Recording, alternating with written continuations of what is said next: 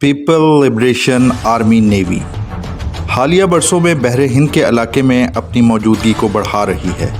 इसके साथ चीनी नेवी ने स्ट्रिंग ऑफ पर्ल्स हिकमत अमली में भी वक्त की ज़रूरियात और दफाई काबिलियत में इजाफे के बाद अहम तब्दीलियाँ की हैं। स्ट्रिंग ऑफ पर्ल्स की हिकमत अमली इंडियन ओशन रीजन में बंदरगाहों और दीगर सहूलियात के नेटवर्क की तामीर पर मबनी थी। ये सहूलियात चीनी बहरिया को खित्ते में पावर प्रोजेक्ट करने और चीनी माशी मफादात की हिफाजत करने में मदद फराहम करती थी। चीन की नई बहरी हिकमत अमली मुश्तरका ऑपरेशंस के तस्वर पर मबनी है। जॉइंट ऑपरेशंस वो कार्रवाइयाँ हैं जो फ़ौज की मुतअद्दिद शाखें मिल के करती हैं। जॉइंट ऑपरेशंस पर मबनी चीनी बहरिया की हिकमत अमली जंग की बदलती हुई सूरत और चीनी बहरिया के नए जंगी नज़रियात की निशानदही कर रही है। इंडियन ओशन रीजन में चीनी नेवी की तोसी एक अहम पेशरफ्त है जिसमें खित्ते में ताकत के तवाज़ुन को तब्दील करने की सलाहियत है। इंडियन ओशन रीजन में चीनी नेवी की नई बहरी हिकमत अमली की कुछ अहम खसूसियात ये हैं। पावर प्रोजेक्शन पे तवज्जो। चीन ताकतवर बहरिया तैयार करने की कोशिश कर रहा है जो इंडियन ओशन में पावर प्रोजेक्ट कर सके। इससे पीपल्स लिबरेशन आर्मी नेवी को खित्ते में अपने माशी मफादात का तहफ़्फ़ुज़ करने और किसी भी मुमकिना ख़तरे को रोकने का मौका और काबिलियत मैसर आएगी। मुश्तरका ऑपरेशंस या जॉइंट ऑपरेशंस पर तवज्जो चीनी बहरिया की नई हिकमत अमली है जो जॉइंट ऑपरेशंस पर ज़ोर दे रही है, जिसमें फ़ौज की मुतअद्दिद शाखें जैसे आर्मी, एयरफोर्स, नेवी के साथ मिलकर काम करेंगी। ये रवायती चीनी फ़ौजी नज़रिए के बरक्स है। इसी तरीके से जदीद टेक्नोलॉजी पे तवज्जो। नई नेवल स्ट्रेटजी के लिए चीन ने बहरी जहाज़, हवाई जहाज़ों, लड़ाका तैयारों, हथियारों के निज़ाम, सर्विलेंस के निज़ाम पे बहुत ज़्यादा सरमायाकारी कर रहा है। पीपल्स लिबरेशन आर्मी की नई हिकमत अमली इंडियन ओशन में चीन के बढ़ते हुए अज़ाइम का पता देती है। ये चीन के लिए बहरे हिंद की बढ़ती हुई स्ट्रेटेजिक अहमियत की भी निशानदही करती है। बहिरा हिंद आलमी तजारत के लिए नहायत अहम खित्ता है। चीन की इस नई हिकमत अमली से चीन और खित्ते की दीगर बड़ी ताकतों जैसे भारत के दरमियान कशीदगी में इजाफा हो सकता है। ताहम ये भी कहा जा रहा है कि BRI मंसूबे की वजह से खित्ते में चीनी बहरिया की मौजूदगी मेंबर ममालिक के दरमियान तनाज़ात को रोकने और तावन को फ़रोग़ देकर इलाकाई इस्तेहकाम में मददगार साबित होगी। बिस्मिल्लाहिर्रहमानिर्रहीम। मैं हूं मोहम्मद बिलाल इफ्तिखार खान और आप देख रहे हैं स्ट्रेटेजिक एनालिसिस ग्रुप। और आज हमारे साथ मौजूद हैं कैप्टन रिटायर्ड अदीबुज़्ज़मान सफ़री साहब, पाकिस्तान नेवी के रिटायर्ड सीनियर ऑफिसर हैं। और आज हम एक बहुत अहम मौजू पर बात करेंगे जो कि है Chinese people liberation army navy की जो एक्टिविटीज़ बहीरा अरब के अंदर हम देख रहे हैं बढ़ गई हैं, उस पर हम बात करेंगे कि इसके खित्ते की जो सूरत हाल है उसके ऊपर क्या असरात होंगे। PLAN जो है उसकी एवोल्यूशन किन मराहिल से गुजर के आज वो ब्लू वाटर नेवी बनी। और इसमें आपको एक मैं मज़ेदार बात बताऊं कि 2005 में मैंने एक इंस्टीट्यूट ऑफ स्ट्रेटेजिक स्टडीज़ के अंदर वर्कशॉप अटेंड की जिसे कंडक्ट कर रहे थे हमारे साबिक वजीर इनामुल हक साहब। तो उन्होंने ड्यूरिंग वन लेक्चर हमें बताया कि ये 2005 की बात कर रहा हूँ कि चाइनीज़ के पास ब्लू वाटर नेवी नहीं है। तो एक बहुत बड़ा सरप्राइज था कि एक इतना बड़ा मुल्क जिसके पास ब्लू वाटर नेवी नहीं है, फिर चाइनीज कैसे ब्लू वाटर नेवी एक्वायर की। और आपको एक और मैं मजेदार फैक्ट बताता चलूं कि आज 2023 के अंदर चाइनीज नेवी या पीपल लिबरेशन आर्मी नेवी दुनिया की सबसे बड़ी नेवी बन चुकी है, जिसके पास 730 के करीब शिप्स, सबमरीन्स और बाकी जो जहाज हैं, छोटे बड़े जहाज मौजूद हैं। और अमेरिका दूसरी सुपर पावर बन चुका है स्ट्रेंथ के हिसाब से, जिसके पास 484 जहाज, सबमरीन्स वगैरह मौजूद हैं। इसी के बाद फिर रशिया आ जाता है, फिर इंडिया और फिर UK आता है। अच्छा, अगर हम चाइनीज नेवी की एवोल्यूशन पे देखें तो हमें नजर आता है कि 3 फेजेस के अंदर ये नेवी गुजरी। पहला फेज जो है वो आज़ादी जो चाइना की थी उसके बाद यानी कि 1949 में शुरू हुआ, जो 78 तक जारी रहा। इस पूरे अरसे के अंदर चाइनीज नेवी एक रिवाइन नेवी थी जो सिर्फ दरियाओं का कंट्रोल और छोटी गन बोट्स जो है उसके ऊपर मुश्तमिल थी। 79 के अंदर सेकंड फेज का आगाज हुआ जो 2000 तक जारी रहा। इस फेज के अंदर चाइनीज ने अपनी नेवी बिल्ड करने की शुरू की, जिसके अंदर बड़े जहाज और बाकी जो कॉवेट्स और इसी तरह की दूसरी जो चीजें हैं वो कैपेबिलिटीज हासिल करनी शुरू की, और तीसरा फेज 2001 में शुरू हुआ जो अभी भी जारी है, और 2030 तक कहा जा रहा है कि इन 730 जहाजों के अंदर 70 जहाजों का और इजाफा होगा। अच्छा, इस जब हम एक तरफ देख रहे हैं कि चाइनीज नेवी इस वक्त दुनिया की सबसे बड़ी नेवी देख बन चुकी है, लेकिन हमें यह भी एडमिट करना पड़ेगा कि इस वक्त भी United states of America, American navy दुनिया की सबसे बड़ी और पावरफुल नेवी है, हालांकि वो चाइनीज नेवी से बहुत कम है।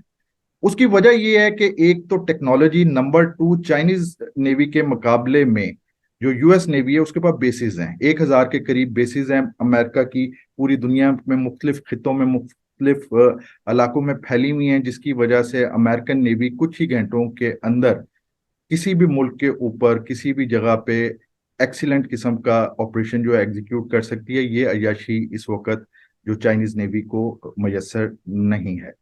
अब सवालात का आगाज करता हूँ। सर, मेरा पहला सवाल तो ये है कि आप नेवी के अंदर थे और जाहिर बात है आपकी चाइनीज नेवीज के साथ इन टच भी होंगे। उस जमाने में उनके ऑफिसर्स, उनके जहाज इधर आते थे, आपके जहाज उधर जाते थे, तो आपने चाइनीज नेवी को कैसा पाया, और आप क्या समझते हैं कि आज जिस मकाम पे चाइनीज नेवी पहुंच चुकी है, क्या वो अमेरिका के अंदर जो एक फियर है, जिसे थ्यूसिडाइड ट्रैप का नाम भी लिया जा रहा है कि अमेरिकन ने अपने आप को फंसा लिया है, अपने सींग अड़ा लिए हैं एक उभरती हुई सुपर पावर के साथ, आप क्या समझते हैं कि चाइनीज क्या कैपेबल हैं? क्योंकि एक बार बार बात की जाती है जी एक्सपीरियंस नहीं है, तो आपका एक्सपीरियंस चाइनीज के बारे में क्या है और आप चाइनीज नेवी को कैसे रेट करते हैं?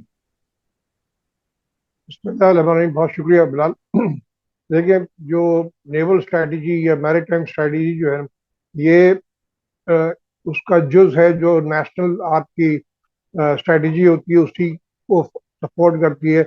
Military strategy, maritime strategy, economic strategy, सारी जितनी भी वेरी स्ट्रैटेजी मिल के जो आपकी नेशनल, तो ये आपको जहन में रखना पड़ेगा कि चाइनीज का जो इंटरनेशनल एरिना में जो किरदार रहा है इन द लास्ट 3-4 डेकेड, खास तौर पर 70s के बाद, जब इस चीज पे दिया किया जा सकता है, उस वक्त थ्रू आउट दिस पीरियड, अगर आप उनकी कारकर्दगी देखें तो इन्होंने बहुत ही सबमिसिव रोल अदा किया है इंटरनेशनल डिस्प्यूट को। चाहे वो उनको उसकी जगह भी मिल गई थी सिक्योरिटी काउंसिल में परमानेंट मेंबर की, लेकिन उन्होंने कहीं भी अपने आप को सर्ट नहीं किया, कहीं भी अपने आप को एग्रेसिवली इस्तेमाल नहीं किया, और थ्रू आउट उनका एक बड़ा डोसाइल और सबमिसिव एटीट्यूड रहा, और उसी की अक्कासी थी उनकी मैरीटाइम स्ट्रैटेजी या नेवल स्ट्रैटेजी। और उस वक्त उनकी जो जो सोच थी, it was not based on any aggressive design, बल्कि अपने आप को हम डिफेंड कैसे करें, उस चीज के ऊपर उनका फोकस था। खास तौर पे वियतनाम वॉर को लीजिए तो वियतनाम वियतनाम वॉर में यूएस नेवी ने जो एग्रेसिव ऑपरेशंस किए, उसको उनके खिलाफ डिफेंसिव पॉस्चर था वियतनामीज का, और ज़्यादातर चाइनीज गन बोट्स और चाइनीज पेट्रोल क्राफ्ट और वेपन सिस्टम इस्तेमाल किए गए। तो अब मैं सुनने वालों को ये, देखने वालों को याद दिला दूं कि Chinese have believed in the games of numbers. उनकी पॉपुलेशन भी बहुत ज़्यादा है, which becomes source of strength, और इसी तरीके से जो चीज़ भी उन्होंने प्रोड्यूस की, उसको टेक्नोलॉजी अगर पूरी नहीं थी तो उसको उन्होंने कॉम्पनसेट किया by producing in large numbers. तो ये नेवल हिस्ट्री में ये वियतनाम का एक बड़ा यादगार वाकया है, जहां पर यूएस डिस्ट्रॉयर को गन बोट्स ने सिंक किया था। गन बोट्स के पास वो वेपन सिस्टम में मेनली एंटी एयरक्राफ्ट गन और छोटी गन्स होती जो जो पेट्रोलिंग के लिए इस्तेमाल करते हैं। तो लेकिन इस तरीके से वो उनको इस्तेमाल किया चारों तरफ से आगे, बिकॉज दे हैड नंबर की सुपेरियरिटी थी, तो डिस्ट्रॉयर के ऊपर अटैक किया, and that became one of the news item at that time कि एक डिस्ट्रॉयर को गन बोट्स ने सिंक किया। उसके बाद आगे चलिए तो 70s में जब उन्होंने ओसा मिसाइल बोट्स बनाई, जिसमें ये पहला तजर्बा था, और वो ओसा मिसाइल बोट्स एक्चुअली पाकिस्तान को मिलने वाली थी बिफोर दैट इंडियन वॉर, लेकिन सम डिप्लोमेटिक मनूवर्स किए इंडिया ने, और वो चीज़ हमसे हाथ से निकल गई, और वही गन बोट जो हमारी वो जो मिसाइल बोट्स उनकी बन रही थी रशियन के साथ, वो उनके पास चली गई। तो उसी उसी के मुकाबले में चाइना ने ये मिसाइल बोट्स बनाई। तो अगेन एक एक स्टेप आगे बढ़े, ताकि थोड़ी बहुत एग्रेशन कर सके मिसाइल बोट बना के, और उन्हीं की वो मिसाइल बोट पाकिस्तान ने भी हासिल की। और आस्ते आस्ते we see the evolution and the desire to protect. Again I will repeat here कि चाइनीज का बेसिक पावर प्रोजेक्शन नहीं था, बल्कि डिफेंसिव था। और अभी भी even now it is based, जो भी उन्होंने इतनी प्रोडक्शन की है वेपन सिस्टम्स की, destroyers, corvettes, and now the submarine भी उनकी हाईटेक बन रही हैं, वो again it's basically designed to protect their sea lines of communication. Indian ocean reason से 95% ऑफ ट्रेड इंडिया चाइना का गुजर के जाता है, तो उनको उस चीज को प्रोटेक्ट करना जरूरी है। और इसलिए हम देखते हैं कि बतदरीज आस्ते आस्ते इंडियन ओशन में चाइनीज प्रेजेंस बढ़ती जा रही थी। तो अभी तक मेरा जो तजर्बा है वो ये है कि they have in now reach that technology की उस लेवल पे पहुंच गए हैं जिसको आप एक क्वेश्चन मार्क आप नहीं कह सकते। उनके पास तमाम तर वो चीजें मौजूद हैं, और जो जो हमने इस्तेमाल भी किए, चाइनीज शिप्स हमारे पास हैं। Now I think very soon we will be having Chinese submarine. तो ये कहना कि उनके पास तजर्बा नहीं है या उनके पास टेक्नोलॉजी नहीं है, मैं समझता हूँ ये नहीं है। Now they are fully equipped and they are fully prepared to play a leading role in the international arena, जो भी उनकी इंटरेस्ट है। और वो अकेले भी कर सकते हैं, और वो पार्टनर के साथ मिलकर भी कर सकते अच्छा सर, इसी से दूसरा सवाल मेरा होगा कि जो एवोल्यूशन ऑफ आप जो नेवल स्ट्रेटजी देख रहे हैं खासतौर पे इंडियन ओशियन रीजन के अंदर, कि हमने देखा कि 2000 के अंदर हमने सुना कि स्टिंग ऑफ पर्ल्स के नाम से है। अब आहिस्ता आहिस्ता जो तजियाकार बात कर रहे हैं वो ये कर रहे हैं कि स्टिंग ऑफ पर्ल से अब ब्लू वाटर ऑपरेशंस की तरफ जो है चाइनीज जो है पीएलए की स्ट्रेटजी जा रही है। तो आपने खुद भी जब नेवी में थे तो आपने evolution of Chinese strategy in Indian ocean specially उस पे आप क्या तजिया देंगे सर? हैं। देखिए जो आपने भाई जो जो मुहावरा इस्तेमाल किया, या जुमला पर्ल्स और स्ट्रिंग्स की बात करें, जैसे मैंने कहा कि it was brown water navy, फिर आस्ते आस्ते उन्होंने एक्सपेंशन की। तो जो उनकी इंटरेस्ट है in terms of various region, उसको प्रोटेक्ट करना उनकी एक जिम्मेदारी बन गई है। तो उसी इंटरेस्ट को प्रोटेक्ट करने के लिए वेरियस डेवलपमेंट्स की है। जैसा कि आपने अपने इंट्रोडक्शन में कहा था कि चाइना के पास ओवरसीज बेसिस जो है वो टोटल 5 है। अगर रशिया को मिला लीजिए तो 30 उसके पास है, और इनके पास 5 तो 35 बनते हैं, एज कम्पेयर टू यूएस जो कि 900 उसके बेसिस हैं दुनिया भर में। तो अब जब 900 बेसिस अगर उनके हैं, तो उनकी उनकी रीच और उनकी सलाहियत या काबिलियत टू कैरी आउट ऑपरेशंस मल्टीफेरी से बहुत ज्यादा है। But having said that, China ने बड़ी बतदरीज इस इंडियन ओशन रीजन में जो इक्विपमेंट या weapon systems in terms of ships and other deploy कर रहे हैं, बेसिकली उसका मोटिव वही है कि जो इस एरिया में, अब आप श्रीलंका को लीजिए, श्रीलंका में उनकी इन्वेस्टमेंट है, रोड इनिशिएटिव जो है उनका, build one road one initiative, उसको प्रोटेक्ट करना है।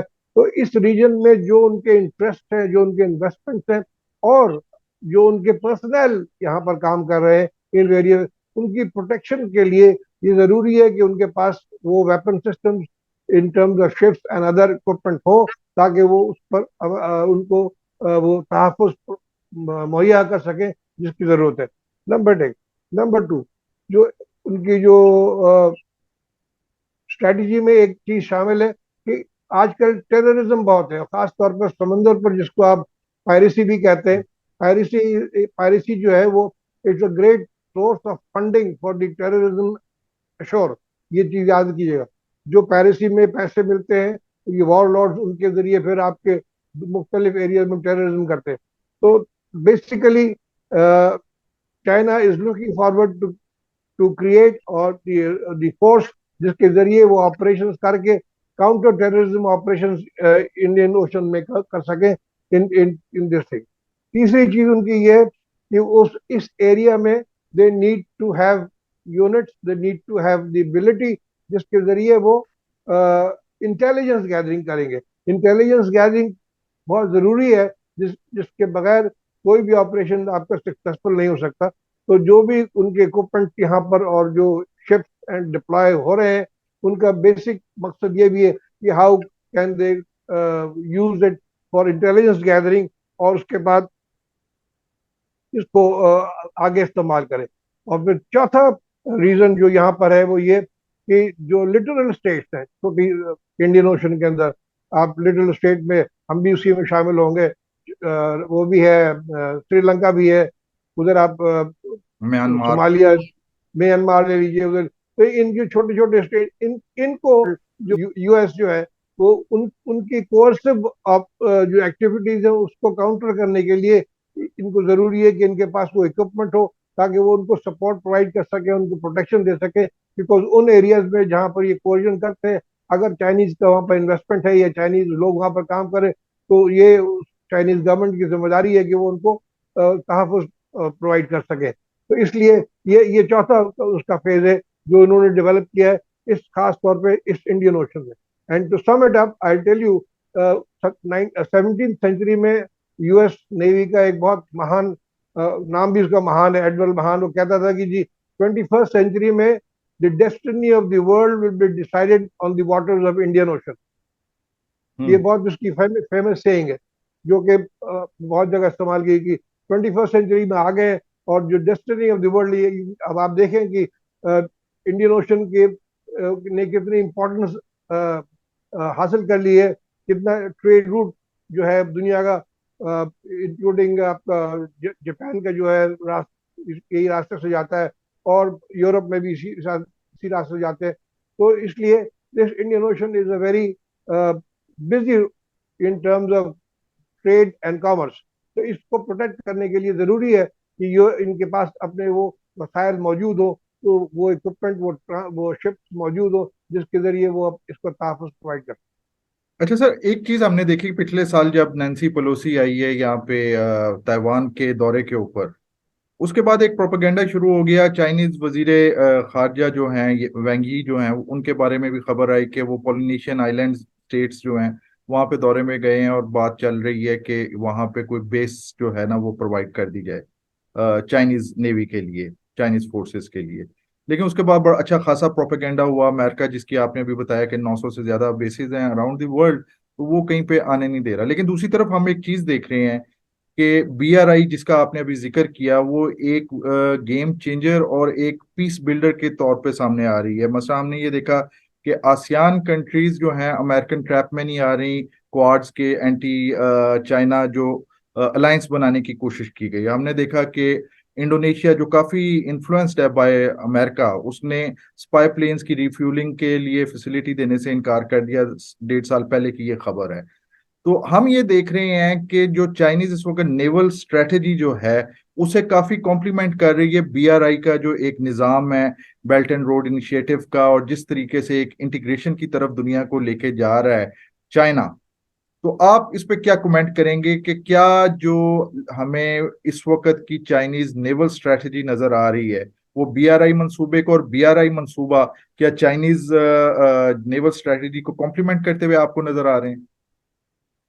ये बहुत ही इम्पोर्टेंट आपने पॉइंट रेज किया, और यही बड़ा मेजर डिफरेंस है चाइनीज पैराडाइम में और यूएस के पैराडाइम में। चाइनीज ने जो जो भी अभी तक डेवलपमेंट किए हैं और जो उनके फोर्स प्रोजेक्शंस हुई हैं या एरिया ऑफ इन्फ्लुएंस बढ़ाने की कोशिश की है, उसमें कहीं पर भी कोई भी एग्रेसिव पॉस्चर नहीं है अगेंस्ट दो स्टेट्स जहां पर वो जा रहे हैं। हालांकि अमेरिकन ने बड़ा प्रोपेगेंडा किया था कि जी श्रीलंका का डेथ ट्रैप है उनके लिए, और उसी तरीके से अभी आई वाज रीडिंग एक और इनके अमेरिका के वो है सेनेटर है, वो वो कह रहे थे कि जी चाइना की जो प्रेजेंस है it is not good for the people of Pakistan. उनको बड़ा दर्द है कि भाई चाइना यहाँ पर कैसे आ रहा। तो मैं ये आपको बता दूं कि Chinese presence in Pakistan and around area जो था वो पाकिस्तान की वजह से बेहतर तरीके से कारकर्दगी चल रही थी उसकी, जो जो बड़ी तकलीफ दे था अमेरिकन के लिए। तो इसलिए कि उनके पास जो वॉर मेकिंग मशीनरी की ज़रूरत है, क्योंकि they need to have enemies. अगर वो उनके पास एनिमीज नहीं होंगे तो जो उनकी मैन्युफैक्चरिंग है वेपन सिस्टम की, उसकी सेल कहाँ से होगी? बिकॉज जो मेन इकोनॉमी की सस्टेनेंस है वो उनकी जो है सेल्स ऑफ इक्विपमेंट है, जो दुनिया भर में वो बेचते हैं। तो इसलिए हर जगह वो एनिमी क्रिएट करते हैं।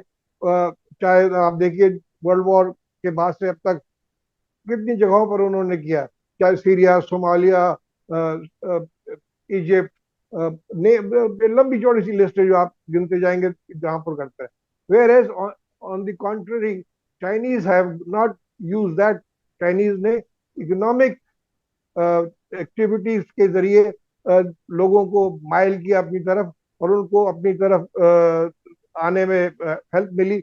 जहां भी गए, जिस मुल्क में भी गए, उन्होंने वो चीज प्रोवाइड की जो उनके आवाम के लिए बेहतर थी, और उनको एक एक उनको उसकी पजीराई हुई। तो देन दोस्त गवर्नमेंट थी जिन्होंने, जहां पर चाइनीज ने अपने कदम कदम जमाए, उन्होंने ये महसूस किया कि this is a better paradigm, जिसके जरिए हमारे लोगों की लिए बेहतरी आ रही है, as compare to coercive paradigm जो कि अमेरिकन का था।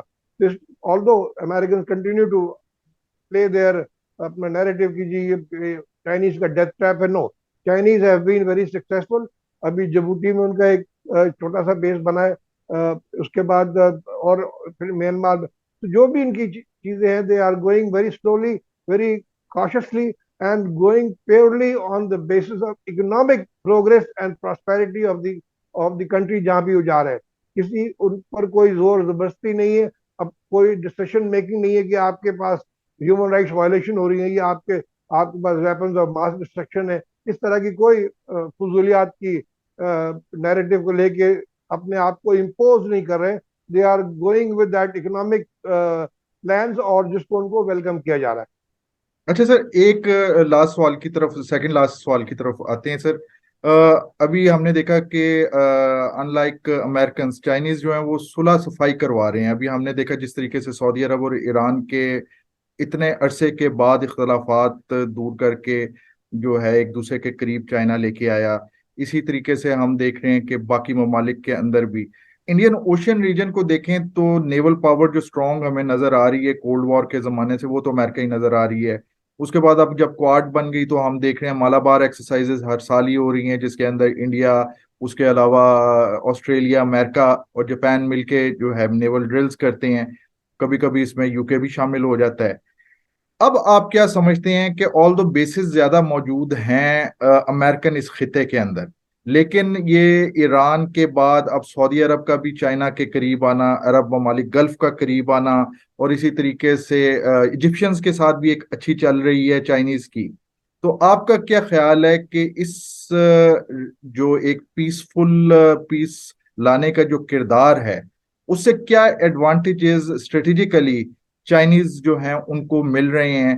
Again very very important question जो उन्होंने आपने रेज किया रिगार्डिंग द पीस इनिशिएटिव जो कि चाइना ने प्ले किया between Iran and Saudi Arabia. I think ये बहुत ही जबरदस्त इनिशिएटिव लिया गया था, जो and it is a very very very healthy sign. मैं समझता हूँ बहुत ही जबरदस्त काम हुआ है कि इन दोनों की ये चीज खत्म हो गई, और नाउ दिस एरिया उनके जो BRI का जो इनिशिएटिव है उसमें बड़ी नुमाया काम करेगा। एंड ऑफ कोर्स इसमें एक हम नहीं भूले कि अफगानिस्तान में भी एक बहुत ही नुमाया किरदार है चाइना का, चाइना जो कि अभी सामने नहीं आ रहा है, लेकिन वो आगे चल के आएगा, where things start to unfold. क्योंकि बगैर अफगानिस्तान को BRI में शामिल किए उनकी रसाई जो है सेंट्रल एशियन रिपब्लिक तक नहीं हो सकती। तो इसलिए ये तमाम चीजें हो रही हैं, और मैं ये समझता हूँ कि चाइना के लिए इस एरिया में अब वो तमाम तर वसाइल मौजूद होंगे, और तमाम एनवायरनमेंट उनके फेवर में होगी, जिसके तहत वो अपने अपने उनका जो नेवल स्ट्रैटेजी है और उनकी जो अपनी एम्स एंड ऑब्जेक्टिव्स हैं उनको वो हासिल कर सकेंगे। अच्छा सर, लास्ट सवाल, क्विक आंसर क्योंकि टाइम हमारा खत्म हो रहा है। सर, इसकी इम्प्लीकेशंस, PLAN की जो स्ट्रेटजी है, उसकी प्रेजेंस जो है इस खित्ते के अंदर, उसकी रीजनल सिक्योरिटी पे इम्प्लीकेशंस क्या होंगी? क्योंकि अमेरिकन और इंडियंस तो ये कह रहे हैं कि ये कॉन्फ्लिक्ट्स को हवा देगी, लेकिन हमने देखा कॉन्फ्लिक्ट्स की जगह ये तो सुलह सफाई पे जा रही है। रीजनल सिक्योरिटी पे चाइनीज प्रेजेंस इन IOR क्या इम्प्लीकेशंस हैं? देखिए उनके लिए तो जाहिर बात है कॉन्फ्लिक्ट सिचुएशन है, because they can not digest the fact कि इस एरिया में क्या कहते हैं उनके अलावा भी कोई दूसरी प्रेजेंस नेवी की हो। लेकिन हमने जो देखा है, जो जो अंदाज चाइनीज ने अपनाया है, very very peaceful and very positive in terms of creating regional balance. ये इस मेरे हिसाब से ये एक बहुत बैलेंसिंग एक्ट है जिसके जरिए इस रीजन को एक स्टेबिलिटी मिलेगी और दूसरे जो आपके लिटिल स्टेट्स हैं उनके लिए भी ये एक बायस से तकवीत है, सुकून है कि एक ऐसी कुवत हमारे इर्द गिर्द होगी जो आपको इन बुली, आई मीन जो US, I call US is a world bully, उससे बचाएगी। Hence their presence would be of great help to the little states और ओवरऑल रीजन के लिए बड़ी फायदेमंद होगी। एक मैं अपनी तरफ से ऐड करना चाहूंगा, एक बहुत जो टेक्नोलॉजी की बात करते हैं, Chinese technology has risen far beyond our comprehension. Bilal sahab, उनकी जो आर्टिफिशियल इंटेलिजेंस का जो जो पैराडाइम है, जो जिसके अंदर उन्होंने ऑपरेट करना शुरू किया है, ये अमेरिका को जड़ से हिला दिया है। दे डू नॉट नो कि आर्टिफिशियल इंटेलिजेंस के उसमें एरिया में किस हद तक निकल गए।